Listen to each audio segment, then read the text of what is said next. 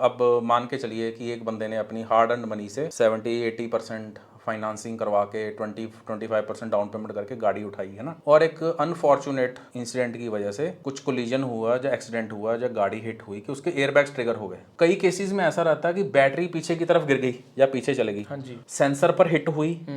अब वो सेंसर जो है वो मोशन सेंसर है या इम्पैक्ट सेंसर है, वो जैसा भी सेंसर है, उसको जब एक्सीडेंट के टाइम पर, जिसमें कि स्प्लिट सेकंड्स में कंडीशन खराब हो जाती है, बिल्कुल सही। या स्प्लिट सेकंड में गाड़ी एक प्रॉपर गाड़ी से एक एक्सीडेंटल गाड़ी और वो बन जाती है, तो उसमें स्प्लिट सेकंड का ही फर्क रहता है। बिल्कुल सही। हाँ जी। तो उस टाइम पर कोई कंट्रोल नहीं होता, कोई एल्गोरिदम काम नहीं करता। बड़ा पेनफुल है मुझे बताते हुए कि लोगों का hard earn money, middle class का, ऐसे ड्रेन हो रहा है, ऐसे वेस्ट हो रहा है। कैसे? एक बंदे ने 25 लाख की गाड़ी ली, मैंने 20 लाख की दी, आपने सुंदर जी आपने टी-रॉक में ली। मान के चलिए अनफॉर्चुनेट इंसिडेंट में कहीं से भी पॉइंट ऑफ इम्पैक्ट हुआ और गाड़ी के एयरबैग डिप्लॉय हो गए। जब वो गाड़ी बेचने जाता डीलर के पास में, सर इसके तो एयरबैग खुले हुए हैं। अच्छा सर, ये अगर एयरबैग नहीं खुले होते तो 20 लाख रेट था, एयरबैग खुले हैं सर, ये तो 12 की जाएगी, 11-12 की जाएगी। अगला कहता यार अब मेरी क्या गलती उसमें, काम कंपनी से हुआ, मॉड्यूल्स नए डल गए। रेड बताता हूँ मैं क्या रेड क्या है। इसमें बड़ा एक इंटरेस्टिंग कैच है इसमें ना, कि मोनोकॉक कंस्ट्रक्शन, हाँ बिल्कुल। जिसमें से आपको जो आप ब्लैक स्ट्रिप्स की बात करते थे, मतलब कि रूफ को ए पिलर बी पिलर से वेल्ड किया गया है, डैट इज रिपेयरेबल, है ना, वो चीज़ें बॉडी शॉप में काम हो जाती है। बट जो मोनोकॉक कंस्ट्रक्शन है, जहाँ पर इट्स ए यूनी बॉडी, वो अगर डिफॉर्म होता है, खासकर बी पिलर, उसको रिपेयर करना बहुत मुश्किल है। तो रेड सिग्नल क्या है दोस्तों, मैं आपको बताता हूँ। रेड सिग्नल ये है, मैंने ना मार्केट में 3-4 गाड़ियाँ ऐसी देखी जो आधी आधी कटी, डिफॉर्म होने के बाद में, या डैमेज ऐसा था वो। मैं क्या बताऊँ कि आपको रूफ लाइनिंग उतार के अंदर से देखना पड़ेगा कि 2 गाड़ियों को ऐसे जोड़ दिया गया। अच्छा, गैस तो welding. Gas welding, plasma welding, जिससे भी होता होगा, पता नहीं कौन सी वेल्डिंग करते हैं या क्या। तो रेड सिग्नल क्या है? Structure, body shell, pillar. A pillar अगर इतना नहीं डैमेज, अच्छे तरीके से बनाया गया है, डिफॉर्म है बट बेंड नहीं है 20-25 डिग्री से ज्यादा, तो कोई बात नहीं। बट बी पिलर नहीं होता, बी पिलर मोटा होता है बहुत, जो बी पिलर रहता है। कस्टमर को कैसे पता चलेगा? हाँ, कस्टमर को ऐसे पता चलता है, मुद्दे पर पॉइंट पर आता हूँ। कस्टमर को ऐसे पता चलता है, अगर आपको आजकल तो बाहर तो ऐसी गाड़ियों के सोफिस्टिकेटेड गाड़ियाँ, आपको भी पता है कि भगवान ना करे कभी किसी के साथ हो, तो ये गाड़ियों का बाहर से तो काम होगा नहीं। बाहर से काम वो करवाते हैं, जुगाड़ू काम, स्कैम चलता है, उसके ऊपर एक वीडियो है, बहुत इंटरेस्टिंग टॉपिक है। तो अगर आपको गाड़ी मिलती है यार, प्लीज डोंट जज, पत्थर मत मारिए उसको। मैं डीलर्स को भी कह रहा हूँ, मैं हाथ जोड़ के कह रहा हूँ, भाई उसकी हार्ड अर्न मनी है, तो उसका अगर एयरबैग चेंज हो गए या 5-6 पार्ट लाइटें डल गई, गुनाह नहीं कर दिया उसने, ठीक है। डीलर आप इसलिए बुरा बोल रहे डीलर्स को, वो कम पे उठाते हैं, वो कम पे उठाते हैं, पत्थर मारते हैं। ठीक। मेरा कहने का मतलब ये है सर, सॉरी, मैं किसी ना, मैं ऑफेंड नहीं करना चाहता किसी की, ठीक है आपका काम है यार, बट डोंट जज। मैं कहता हूँ जैसे हमें एज ए ह्यूमन दूसरे ह्यूमन को जज नहीं करना चाहिए, ऐसे ही बिना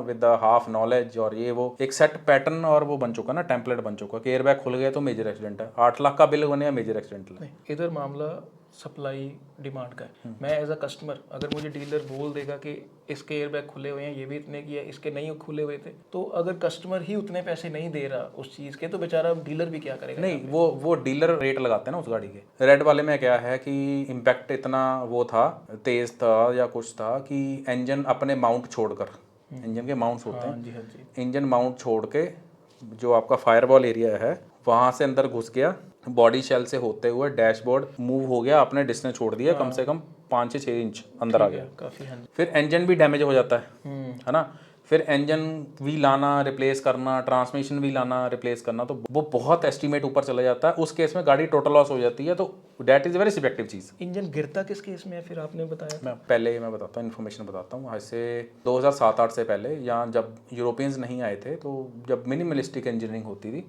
तो एक ना नॉर्मल रिजिड और स्टैटिक या नॉर्मल कुशनिंग के साथ में इंजन माउंट्स होते थे, जो कि इंजन की जो स्ट्रट रहता था वो एज ए सॉकेट ऊपर बैठते थे, उसको नट लगाया जाता था, थोड़ी बहुत शॉक एब्जॉर्प्शन होती थी, रबर होती थी, बट उससे बिना तोड़े या कुछ के इंजन मूव नहीं कर सकता था, या वो निकलता नहीं था, या वो इस हिसाब से इंजीनियर नहीं किए जाते थे, उनको फ्लोटिंग नहीं बनाया जाता था कि इंजन अगर उससे स्लाइड पॉइंट चला गया वो नीचे गिर जाए, तो इंजन लेटरली ऐसे पीछे जाता था बॉडी की तरफ। हाँ जी।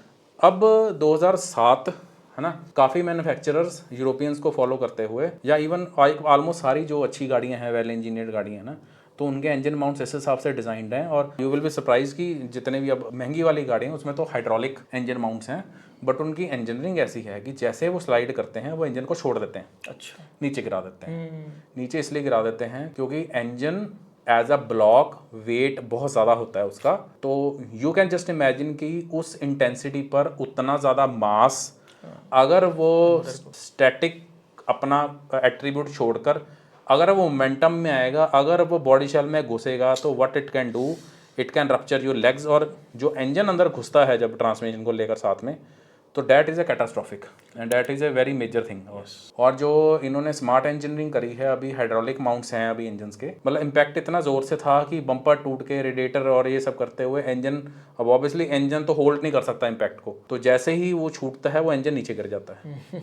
तो जो हम क्रम्पल जोन की बात करते हैं, that is a pure science. और उसमें फिर मैं वही कह रहा हूँ कि बिल्ड क्वालिटी और वो सब चीज़ें काम करती है। हम रेड सिग्नल की बात कर रहे थे, रेड सिग्नल ये था, अब सीधी सी बात है कि अगर पॉइंट ऑफ इम्पैक्ट ही 130 140 पर होगा, तो उस टाइम पर रिएक्शन टाइम, ऑब्वियसली मशीनरी के लिए भी रिएक्शन टाइम होता है, तो अगर इंजन माउंट का भी रिएक्शन टाइम क्या होता होगा, अगर गाड़ी का इम्पैक्ट ही इतना जोर से है कि इंजन को नीचे गिरने का टाइम है और इंजन ही नीचे अंदर घुस गया, उसने फायरवॉल एरिया रप्चर कर दिया, वो कर दिया, कहीं देख डैशबोर्ड ए पिलर कोलैप्स कर गया, रूफ कोलैप्स कर गई, या आपको फिजिकल इंस्पेक्शन में ऐसा लगता है कि इस गाड़ी के शेल में वेल्डिंग हुई है, तो इवन आफ्टर वेल्डिंग उसकी स्ट्रक्चरल इंटीग्रिटी उतनी बढ़िया या उससे हाफ भी नहीं हो सकती अगर नेक्स्ट टाइम पर उसका इम्पैक्ट होता है। तो मेरा मतलब कहने का कि ये आपकी दीवार है, अब ये दीवार की जो एक स्ट्रेंथ है इसकी, कल को इसमें दरार आ गई, अगर मैं दरारों को भर दूं, क्या उसकी स्ट्रक्चरल इंटीग्रिटी वो रहेगी? नहीं रहेगी, ऑब्वियसली। ठीक है।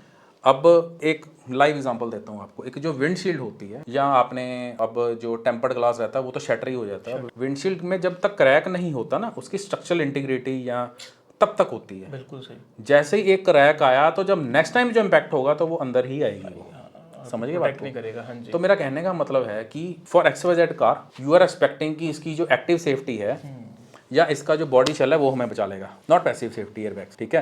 पैसिव मतलब एयरबैग्स और वो सब, पैसिव जो टेक्नोलॉजी के साथ में 5 स्टार या हम एक सेफ्टी का पैमाना मानते हैं। पैसिव बिल्ड है, पैसिव सेफ्टी, एक्टिव एयरबैग में नहीं, एक्टिव इज दिस, मुझे लगता है एक्टिव एयरबैग्स हैं, पैसिव बिल्ड है। पैसिव बिल्ड है या इसको पता क्या बात है, अगर हम वही ना, कई बार एक फंबल ऐसा होता है तो हम इधर उधर कर देते हैं चीज़ों को। मुझे वो आशीष गुप्ता जी का याद आशीष है गुप्ता जी का कि वो भी हमारी कार्स की स्ट्रेंथ है पैसिव सेफ्टी, तो आई वाज लाइक अच्छा पैसिव मतलब बिल्ड। हाँ, चलिए, तो चलो जो भी है यार, प्लीज आप गूगल कर लेना उसको, अगर मैं कुछ भी बोल गया उल्टा निकलेगा भावनाओं को समझो, बेसिकली भावना को समझो। तो कहने का मतलब है जो मेन सेफ्टी है वो आपका स्ट्रक्चर है। अब आपको हो गया स्ट्रक्चर नहीं अच्छा, हम इस सेफ्टी या नंबर ऑफ एयरबैग्स, मैं कहता हूँ कि अगर गाड़ी का स्ट्रक्चर नहीं ढंग का या वेल बिल्ट नहीं है, मैं लिख कर बताऊँ आपको, guys can you just see my emotions, आप ना 6 की जगह 60 एयरबैग लगा दो उस गाड़ी में, वो आप बचा नहीं सकते आपको, राइट। आप, मैं कहता हूँ 60 लगा दो। एयरबैग्स क्या हैं? गुब्बारे, ठीक है, जो आपको बचाएगा, that is a metallurgy, that is a metal की स्ट्रेंथ, उसकी इंटीग्रेशन, उसके पीछे का चेसी की इंजीनियरिंग, उसके कॉन्टूर्स। अब आप कहोगे कॉन्टूर्स क्या? जॉइंट्स। नो, जॉइंट्स नहीं।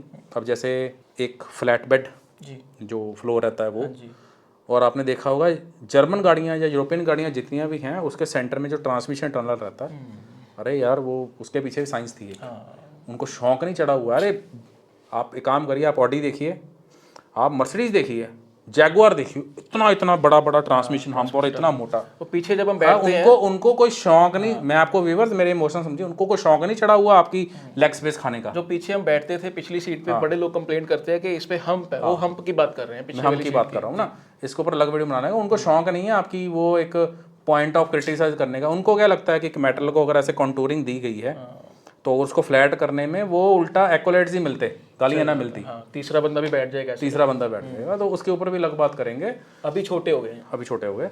तो जो मोनोकॉक कंस्ट्रक्शन, उसका जो रेड सिग्नल पर, मैं अब मैं वैसे सीख गया हूँ, टॉपिक से ज़्यादा भटकता नहीं हूँ मैं।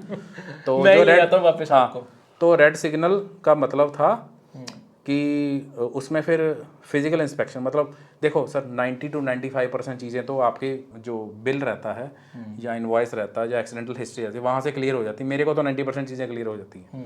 उसके बाद में फिजिकल इंस्पेक्शन में अगर आपको ऐसा लगता है, जो आपको बोल दे कि यार इसका तो ये बी पिलर वेल्ड हुआ है, ठीक है, या इसका रूफ में से कहीं से आपको अंदर से बॉडी क्लैडिंग के अंदर से कुछ वेल्डिंग जॉइंट्स दिख रहे हैं, सो बिग नो। तो कहने का मतलब है कि अच्छा सुंदरदीप जी, आपको एक इंटरेस्टिंग सिनेरियो बताऊं। मैं एक क्वेश्चन पूछना पहले, एक चीज बताऊं आपको, सड़क टूट गई, तो आप सड़क तोड़ के नहीं बनाओगे कि पैच वर्क करोगे? पैच वर्क ही करते हैं, पैच वर्क करते हैं, बट पैच वर्क की लाइफ और स्ट्रेंथ क्या रहती है? कुछ वो भी टेम्परेरी है। वो जो ग्रेड सिग्नल है, अगर स्ट्रक्चर के साथ में पैच वर्क हुआ है वो नहीं चलेगा। मैं एक चीज बड़ी जरूरी है, जो बी पिलर पे वेल्डिंग वाली बात आप कर रहे हो, ब्रांड्स को रिपेयर के दौरान वो अलाउड है, उसके बाद वो बेच सकते नहीं, मैं बता नहीं, इसमें नॉर्म्स हैं, क्राइटेरियाज हैं। जी। इसके पीछे भी मैं आपको रिवील कर देता हूँ। इसके पीछे ना एक डैमेज लॉग बनता है वहाँ पे कंपनीज में। जी।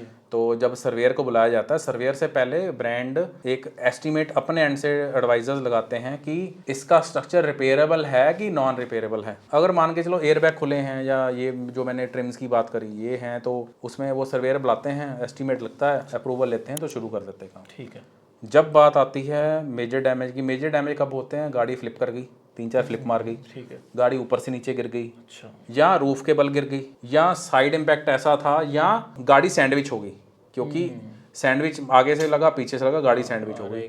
अब अगर कोई XYZ, मैं नाम नहीं लूंगा, मेरे को हंसी आ रही है, अगर कोई ऐसी गाड़ी है जिसकी बिल्डिंग नैपकिन जैसी है या कुछ भी है, तो वो तो नैपकिन की तरह से कोलैप्स कर जाती है। तो उसमें तो यार, उसमें तो वो कहते हैं कि इसको ऐसे उठा के इसको इंसिनरेटर या स्क्रैप यार्ड में ऐसे उठा के इसको फेंक दो वहीं पे, उसकी तो असेसमेंट भी नहीं होती सर।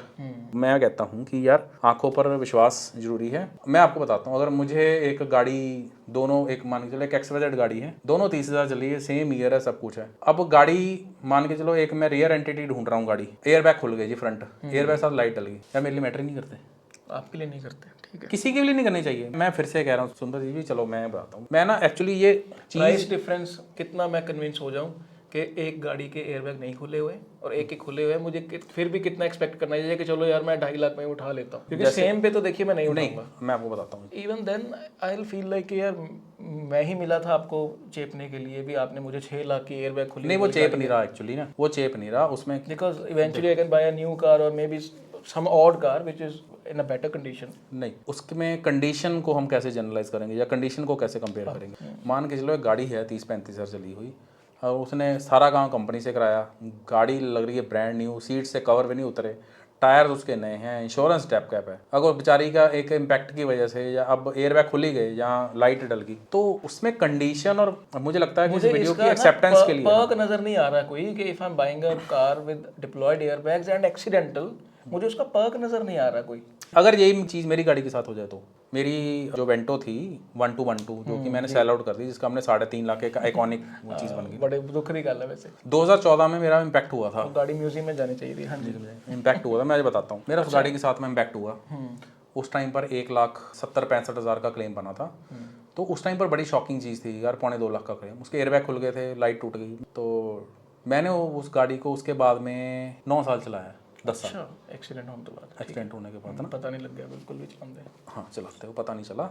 मतलब कि मुझे ऐसा लगता है कि यार वैसे तो सब्जेक्टिविटी होती है, ऑडियंस मेरी बात को समझ गई होगी कि यार अगर एयरबैग खुले हैं थोड़ा सा दिमाग लड़ाने की जरूरत होती है। अगर आपको मान के चलो डीलर ने बता दिया कि एयरबैग खुले हैं, कुछ नहीं करना सर, आप रिकॉर्ड निकलवाइए, उसके साथ में देखिए कि आसपास के पार्ट्स कौन से डले हैं, मैग्नीट्यूड क्या है या क्या है, तो स्ट्रक्चर का भी पता चल जाता है, लेबर से भी पता चल जाता है कि कितना काम हुआ है। अगर नहीं है तो मेरा वीडियो बनाने का मकसद ये है कि रेड सिग्नल क्या है, ग्रीन सिग्नल या येलो सिग्नल क्या है। येलो सिग्नल मैं सब्जेक्टिविटी आपके ऊपर छोड़ देता हूँ कि क्या नहीं लेना, बट इंडिया में दिक्कत क्या है, इंडिया में जो आप बता रहे हो there is no orange signal, there is either red या फिर ग्रीन, ठीक है। बट मैं जो आपको पर्सपेक्टिव दे रहा हूँ वो एक येलो सिग्नल है, वो आपको रेड पर लेके जाना है, वो ग्रीन पर लेके जाना है, वो आपके ऊपर डिपेंड है। और मेरा हमेशा ये मानना है कि अगर एक्सीडेंट दोनों गाड़ियों का हुआ है तो दोनों का अलग अलग मैग्नीट्यूड होगा लॉस, ठीक है, या डैमेज अलग अलग होगा, वो सब्जेक्टिवली देखकर होता है। हाँ, मेरे दो बड़े इंपॉर्टेंट क्वेश्चन हैं। बताइए। पहला क्वेश्चन तो ये है कि जब एयरबैग्स मॉड्यूल हम डालते हैं दोबारा जी, तो उससे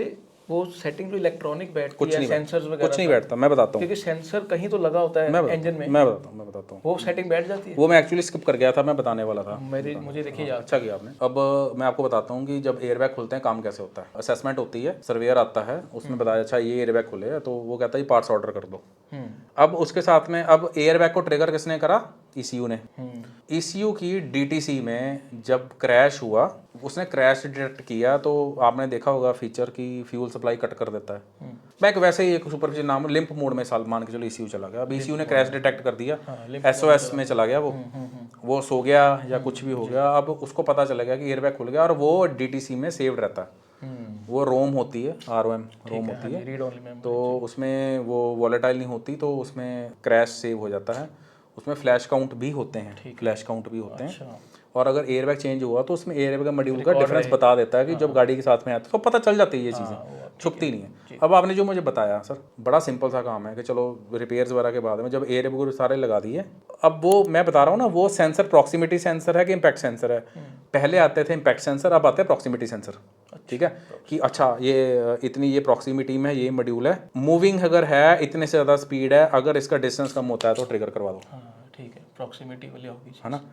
मतलब मैं एज्यूम नहीं करना चाहता, तो अगर मान के चलो अब जैसे एविएशन में पीटल ट्यूब्स होती हैं, तो समझ जाएंगे जिनको पता है ना। अब जैसे सुंदर जी एम्बिएंट लाइट सेंसर लगा हुआ है विंडशील्ड पे, मान के लो वो टूट गया, हम सेंसर चेंज कर दिया। हाँ जी, ABS का भी सेंसर है वो 4-5 हज़ार का, वो भी चेंज हो गया। अगर सेंसर डैमेज है, आपने सेंसर रिप्लेस किया, वायरिंग अगर डैमेज है, वायरिंग हार्नेस, एग्जैक्ट वर्ड बता रहा हूँ, वायरिंग हार्नेस चेंज हुई सर, एयर बैग के पीछे ना उसको लगाने के कनेक्टर होते हैं, कनेक्टर लगाया, एयर बैग क्लिक किया, लगाया, उसको किया, उसके बाद में गाड़ी को स्टार्ट करने से पहले, पावर देने से पहले उसको जब बैटरी से कनेक्ट होता है, जब सारा काम हो जाता है, तो उसमें मैं यूरोपियंस की बात कर रहा हूँ, जो ओडिस सॉफ्टवेयर है या जो अलग अलग कंपनी का जो भी अक्रॉस द प्लेटफॉर्म, महिंद्रा का अपना है वो है, उसको सिस्टम के साथ हमें लगाया जाता है, उसकी DTC क्लियर करी जाती है, फिर उसके ECU को पार्शियली रीफ्लैश करके उसको बताया जाता है कि now the work has been done, और एयरबैग्स के मॉड्यूल को कोड किया जाता है। क्योंकि उस एयरबैग के ऊपर सीरियल नंबर है, तो उसको रिकोड किया जाता है, वो उसमें डाला जाता है, ECU की लर्निंग करवाई जाती है, ECU को बताया जाता है कि now you are out of the crash program, now it's the time to wake up. बिल्कुल। और जो एयरबैग्स के स्पेसिफिकली हर एक, जैसे इंजेक्टर के कोड्स निकलते हैं, ऐसे एयरबैग के कोड होते हैं, पहले वालों के नहीं होते थे, अब वालों के हैं कोड्स। ठीक है, तो उसको लर्न करवा दिया जाता है, वैल्यूज को कोडिंग हो जाती है, और जब उसको फ्लैश करके DTC क्लियर करके लगाया जाता है, तो कार इज लाइक नहीं, कुछ है ही नहीं। DTC अगर नहीं है तो DTC क्या है, वो जिनको नहीं पता वो ये है कि एरर कोड्स, क्योंकि ऑब्वियसली अब एयरबैग खुल गया तो गाड़ी तो स्टार्ट नहीं होगी ना, क्योंकि वो अपने क्रैश मोड में उसका प्रोग्राम जो भी उसको कहते होंगे उसमें चला गया। तो it's not a big deal, इसका प्रोसेस है प्रॉपर। मेरी बात चलती रहती है कंपनी वालों से, मैं बहुत माइन्यूटली उस चीज़ को देखता रहता हूँ कि यार कैसे काम होता है। तो पहले वो बॉडी शॉप के ऊपर काम करते हैं, बाहर से लगाते हैं, जब सब कुछ हो जाता है लास्ट में फिर एयरबैग्स के ऊपर काम होता है। जब डैशबोर्ड इंटैक्ट हो गया, लगाते जाते हैं कनेक्टर टू कनेक्टर। बाकी ECM जो होता है वो अपने आप ही बता देता है कि अगर सेंसर फॉल्टी है तो वो रिप्लेसमेंट वो भी डाल दिया जाता है, वायरिंग हार्नेस डाल दी जाती है, मॉड्यूल डाल दिया जाता है। मतलब जो मैं चीज़ें बोल रहा हूँ प्लीज़ इसको कॉम्प्लिकेट मत करिए, ये इट्स ए नेटवर्किंग, मतलब बहुत सारे सिस्टम्स आप जो गाड़ी चला रहे हो ना बिहाइंड द व्हील्स फ्यूल डाल के, बहुत सारे सिस्टम सॉफ्टवेयर वो एक परफेक्ट हार्मनी में जब काम करते हैं तो आपको वो एक ड्राइविंग एक्सपीरियंस मिलता है। बिल्कुल सही बात। ठीक है, यू कांट इवन इमेजिन कि ECU कितने कैलकुलेशंस कर रहा होता है कि ऑक्सीजन कितनी आ रही है, लोड कितना है। ठीक है, ये बहुत सारी चीज़ें, मतलब उस पर नहीं बात करता। कहने का मतलब ये है कि रीकोड कोडिंग हो जाती है, उससे बाहर निकाल दिया जाता है, ECU को बाहर निकाल दिया जाता है। तो अगर मैं टेक्निकल बोलूँगा तो उसकी रेलिवेंस भी नहीं है मुझे इतना जाने के लिए। मतलब आप समझ गए हैं कि घर बनाया आपने, अगर दरवाज़ा टूट गया तो हम दरवाजे को रिप्लेस करेंगे, हम घर को नहीं तोड़ेंगे, है ना। तो ऐसे मॉड्यूलर होता है। बट हाँ, जो मैं आपको सुंदर देव जी एक ना बड़ी अच्छा मेरे को एक आया है, एक गाड़ी है एक घर है ना। अब आप, मुझे लगता है कि आप अब खुद ही आंसर दे दोगे। दरवाज़ा टूट गया, लाइट टूट गई, पंखा टूट गया, आप रिप्लेस करते पाइप्स पईयां हुई हैं, पानी हो। रेड सिग्नल क्या है कि अगर उसका जो लेंटर डला हुआ है, बीम डला, उसमें क्रैक है, वो भी तो that is a big no, बिल्कुल नहीं लेना ही नहीं है भाई। अगर उसकी नींव में पानी है, धस रही है, बिग नो, क्राइटेरिया है ना। बहुत बिल्कुल, वो ऑटोमोबाइल में तो क्राइटेरिया ही नहीं है, नहीं है। हाँ जी, है ना। उसमें तो ये देखा जाता है कि अच्छा 4 लाख का बिल बन गया, अच्छा फिर लोग पता क्या कहते हैं, सर गाड़ी तो 8 लाख की है, ये 4 लाख का बिल, ये तो गाड़ी आधी खत्म होगी। ऐसा नहीं होता सर, ऐसा नहीं होता। तो रिपेयर हमेशा महंगी होती है। एक इन्फॉर्मेशन दे देता हूँ, अगर मैं पार्ट्स को उसको सारा डिसइंटीग्रेट बेचने जाऊँगा, वो 2, 2.5, 3 गुना कॉस्ट चली जाती है उस चीज़ की। तो लोग ऐसे जनरलाइज करते हैं, अच्छा गाड़ी तो जी 8 लाख की थी, 4 लाख का एस्टिमेट बन गया। ठीक है यार मेजर कहने का मतलब 10 लाख की गाड़ी के लिए 4 लाख मेजर, ऑडी 60 लाख की गाड़ी के लिए 10-12 लाख मेजर, 60 के लिए 8 लाख मेजर, ऐसे ही चलता है। अब ऑडी A6 होती होगी या Q5 या Q7 होती है 1 करोड़ की, उसके लिए तो 15-20 लाख का कोई है ही नहीं, कुछ हिसाब ही नहीं है। वो तो वैल्यू, वो तो कहते हैं मजाक ही है ये तो। मतलब मैं सच बता रहा हूँ सर ऑडी Q7 में तो वैसे ही जाते जाते ना कुत्ता भी हिट हो जाए ना, वही 50-60 लाख रुपए में पड़ता है। ऑब्वियसली एक पैनल उसका इतना महंगा, ना डॉग भी हिट कर जाए या कुछ भी हो जाए, तो ऐसे नहीं होता sir. Second hand used car dealer को मालूम है गाड़ी के एयरबैग्स डिप्लॉय हुए हुए हैं, उसको मालूम है, और वो कस्टमर को बेच रहा है बिना बताए हुए। तो मुझे एज अ कस्टमर हिंट कैसे मिलेगा उस चीज़ का? मैं हमेशा ये कहता हूँ कि सर देखो, 2 चीज़ें हैं, टाइमिंग बहुत इंपॉर्टेंट है। अगर तो 10-12 साल पुरानी गाड़ी है, उस प्रकार तो ना तो इंडिया में, मैं सच बता रहा हूँ सर, यूरोपियन गाड़ियाँ भी है ना, उनके सर्विस रिकॉर्ड नहीं है। हाँ वही मेरा मतलब आज 2025, मुझे नहीं लगता कि 2017, 18 से 16 से पहले सर्विस रिकॉर्ड नहीं सर। जिसका सर्विस रिकॉर्ड नहीं है, इसके पीछे एक और है ना सर, एक्सीडेंटल में जो मेजर क्लॉज है वो है आईडीवी और इंश्योरेंस कौन सी है ना। अब डेप्रिशिएट गाड़ी इतनी कर जाती है कि आईडीवी कुछ नहीं रह जाती। वो जैसे मेरे पोलो की आईडीवी 3 लाख रुपए है, क्या तो रहेगा 60 की वैल्यू 3.5 लाख है, तो 3.5 मुझे ऐसा लगता है कि हाँ, टू व्हीलर भी लग गया जोर से, कुछ एयर बैग निकल गए तो वो टोटल लॉस में डाल देंगे। बिल्कुल सही। तो ये टाइमिंग की बात है जो आपने बात कही है।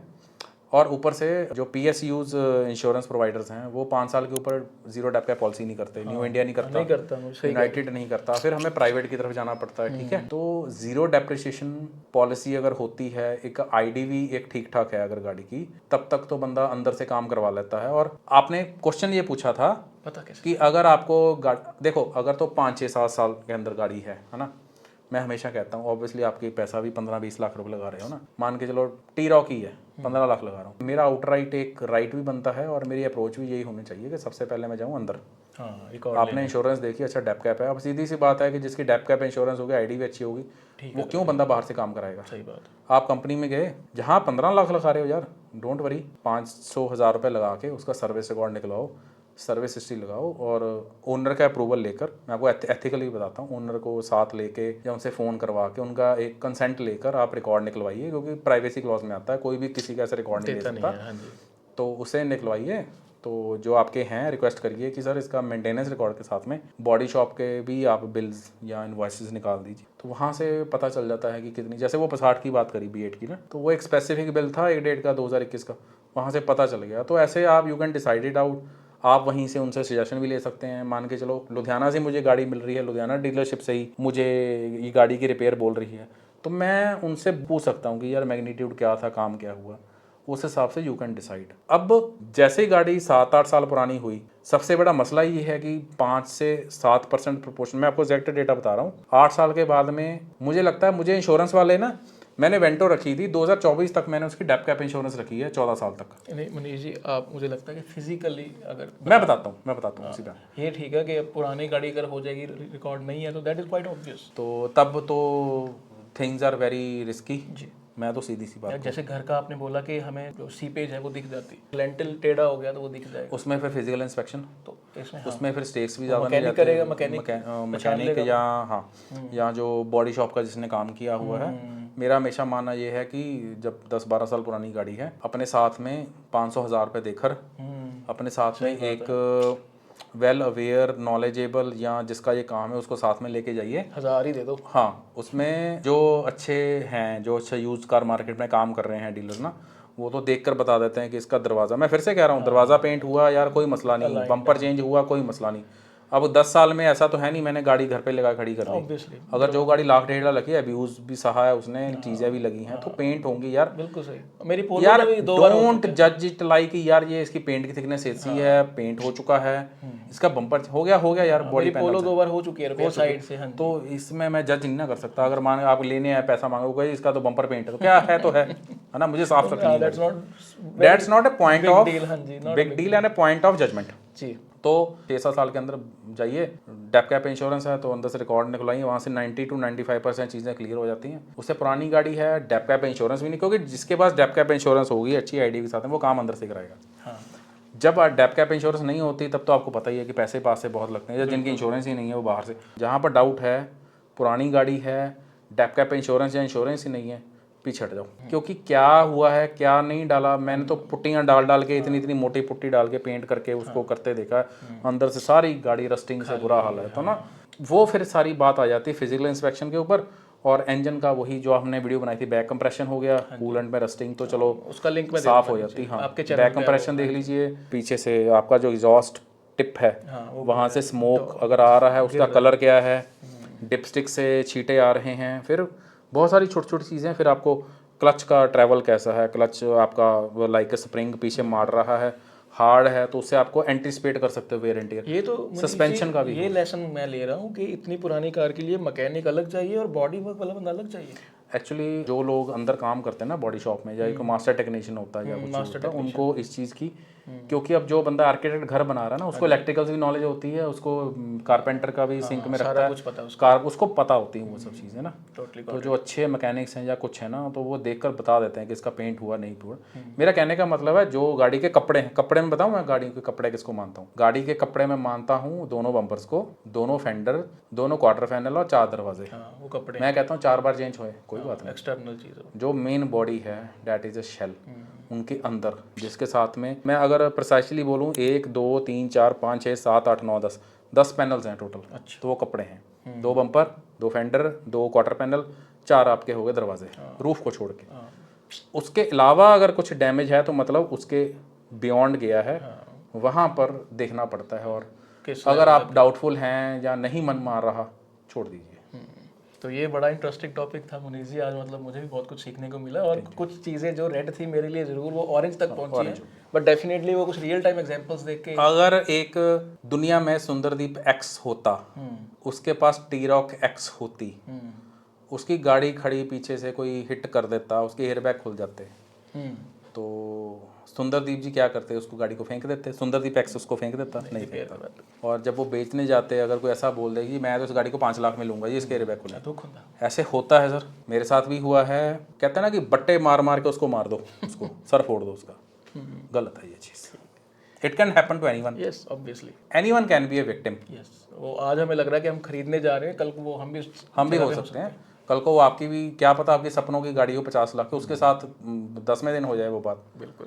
तो इंश्योरेंस किस लिए ले रखी है? इसी चीज़ के लिए ले रखी है। रिपेयर के। बॉडी शॉप किस लिए खोली है? इसी चीज़ के लिए। आपको कंपनी तो नहीं, वो कंपनी को डिसाइड करने दीजिए कि गाड़ी रिपेयरेबल है कि बियॉन्ड रिपेयर है। अगर कंपनी रिपेयर करके दी है, मीन्स इट्स अ रोड वर्दी and it should not be judged. Yes, discarded. हाँ। चलिए, ये बहुत इंटरेस्टिंग टॉपिक था मुनीष जी आज, and I am thankful for your insights. और बाकी ऐसी और वीडियोस के लिए नीचे टॉपिक क्या होना चाहिए अगली वीडियो के लिए, प्लीज़ मुझे नीचे बता दीजिए, क्योंकि हाँ, एक सॉरी, रस्टिंग लगी गाड़ी नहीं लेनी कभी भी। ठीक है, वो आपने उसमें कवर अभी बोल दिया है। हाँ, कि वो रस्टिंग सर प्लीज, उसे रस्टिंग का इशू है। बूट में जाके स्टेपनी उठाकर वहां से रस्टिंग का पता चल जाता है। हो सके सर फेंडर्स को, या वहां से पॉइंट्स होते हैं डोरबेल के आसपास, वहां से रस्टिंग डिटेक्ट हो जाते हैं। कई बार ऐसा होता है कि पैनल इधर से साफ लग रहा है बट अंदर से वो खत्म हो चुका है। तो रस्टिंग पुरानी गाड़ी आफ्टर 7 to 8 ईयर्स, और मैं नाम नहीं लूंगा, उसमें तो कंजेंटल इशू है, तो थोड़ा सा ध्यान से। तो thank you so much Manish ji. नीचे आप कमेंट करके जरूर बता दीजिएगा, चैनल सब्सक्राइब कर दीजिए, and visit wallclub.com for car reviews and for consultation regarding new cars, used cars, insurance, tires, whatever your questions are. wallclub.com/consult and mail will go directly to and Manish even technical queries और कुछ major chunk of कुछ troubleshooting है या कुछ भी है, तो फॉर automobiles thing it's like an Amazon from A to Z, so you are going to get solution for everything. तो thank you so much for your support also, क्योंकि जितनी वीडियोस भी मनीष जी के साथ जा रही हैं, you are supporting so much, keep supporting us. Thank you so much, thank you so much. Have a nice day sir.